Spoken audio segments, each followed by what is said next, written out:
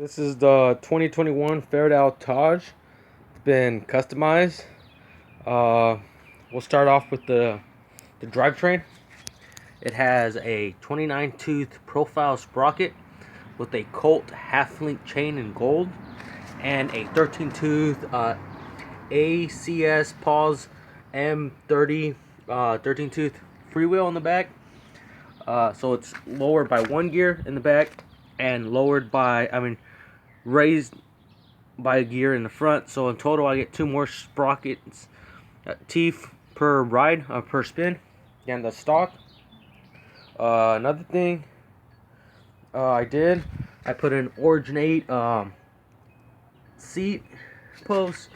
Can't really see the name. It says right here, Originate.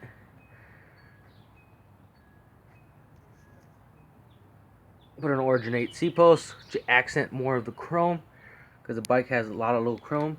The freewheel has chrome now. The crank arms, the forks, and the bars. You see the bike up front. It has an FSA headset. Hard to see. FSA headset. I have carbon fiber spacers, and I have an Odyssey gyro system. I was able to mod and make it work. You can see how close the actual thing is to the tabs themselves.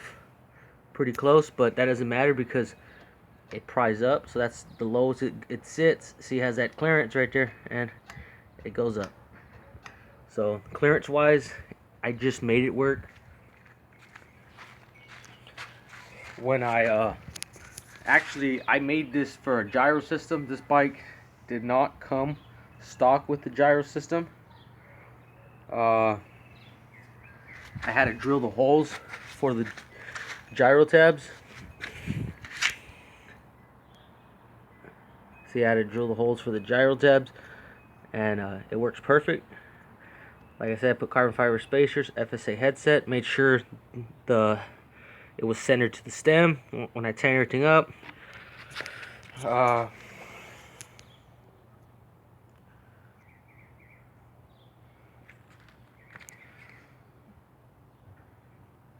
Cut to fit. I just still gotta do a little trimming here and put a wire tie, cable end on here. I'll show you it doing a bar spin just to show you it works perfect.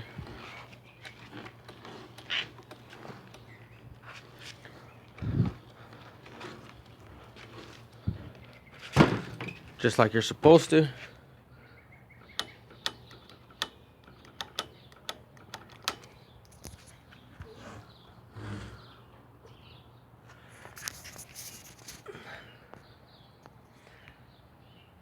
Actually, the only way this gyro system works, because these cables are pretty long from here. Right here doesn't matter because you can actually do a lot of adjustment on the actual cable itself to bring it down as low as possible. But this part had to be this length.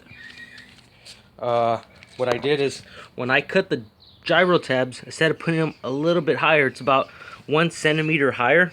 I lowered it by 1 centimeter. So I lowered the whole thing by 1 centimeter. See how this gap on the paint here? Normally this sits above or right on the flush of the thing, so it's a little bit lower than your average gyro, but it does not hit the frame on here. That's the reason why I went that route, for it to work. And the great thing, when I did the mock-up, I had this all the way up, and that said it was gonna work, having this all the way adjusted to like 3 threads, all the way adjusted here and all that. But because of after I adjusted the gyro tabs a centimeter down, having this much space, I didn't have to adjust this. I could have this enclosed all the way. The only thing is, this has to be adjusted all the way, as well as the bottom. I kind of fed the bottom a little bit more. You can see it's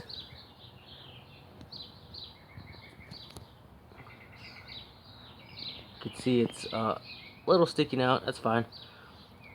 As well as the tops, you can see they're just sticking out just a little bit. So I could actually bring it up higher, but I like having a little bit of thread sticking out because it won't strip nothing, it won't damage anything. The actual Odyssey plate, the CNN plate, worked perfect for the stem. If you can see, there's this cutout right here, a notch. I could have had put it the other way and it would have just been a flat plate, so the flat would have worked perfectly, but I wanted it to have that extra half a centimeter up so you could see it. It goes up right here, so it looked almost like it was designed for this stem. See how that line's perfect, and I made sure it was all lined up before I tied it. It was a little off, so I just had a rubber mallet, tapped it a little, and boom. So yeah, I think I'm one of the first, or maybe one of the only people with a gyro system on a Fairdale. I'm pretty sure after this video, lots of people are gonna try to do this, or are gonna want to try to do it. It wasn't easy because you have to really do line up these holes perfect, and if you're off just by a little, because you have to drill 2 holes, if you're off just by a little, it's not gonna work. I did a real easy setup. What I did was I had a frame that already had the holes. I put a piece of tape on the top part, a 2-inch tape, and I taped it all the way across, made sure it was even, dead center. And then I found where the holes were supposed to be. I marked it with a Sharpie. I poked the Sharpie inside the hole for it to give a nice round. And then I poked the hole on it with like an Allen key. You don't need an Allen key, you can use a nail. And poked the hole on it. So it poked holes on it, so I peeled the tape off. And I did line it up centered. And then I put the tape on here from here, and I made sure you can see it's let me just clean this. You can see it's centered, perfectly centered. So that's what I did. I don't think your average bike shop would do this. Also, this Fairdale sticker here is not stock. I just put it on there. I thought it added a nice look to it. I have a sticker pack. I'm not sure if they sell them, because where I ordered them, they're sold out. No, you can't get them no more. I got a sticker pack, so whenever I decide to repaint this bike or powder coat it, I could throw a nice sticker pack to make it look kind of original. It's not going to be original. It's not going to have the elephant. It's not going to have the 100% chromoly track certified, but it's going to have a badge saying Fairdale, Austin, Texas company. It's going to say Fairdale on the side, and then I'm going to have this little, the swan or the little F with thing, and then I'm going to have the things for the fork saying Fairdale, and then I have a bunch of other little knick-knack stickers that I can put on the bike whenever I decide to rebuild the bike. But yep, I think the bike looks pretty good with the copper screws in the end, with the gold chain.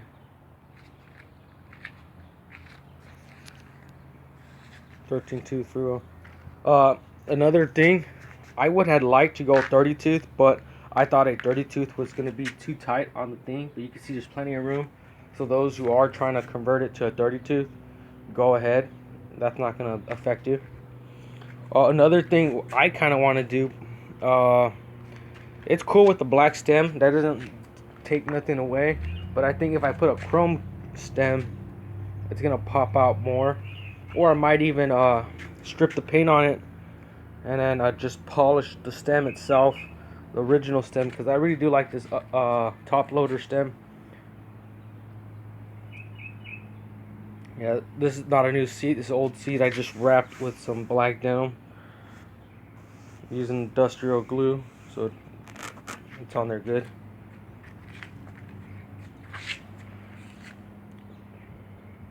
Also, the stock bar pitch was too lean back, so I leaned it more forward.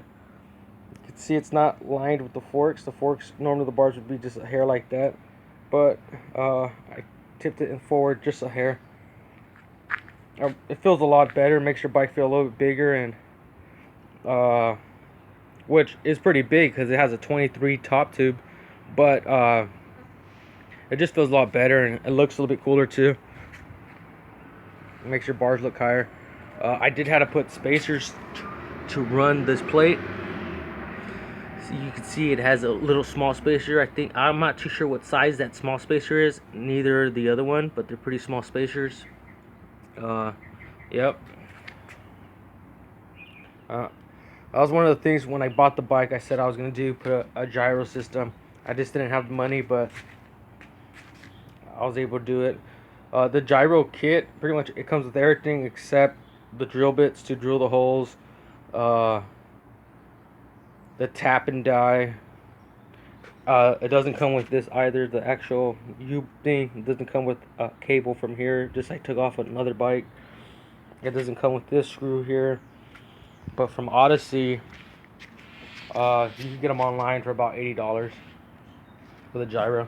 And it comes with this, that, pretty much all the hardware you need, except for this, and the things to drill the holes.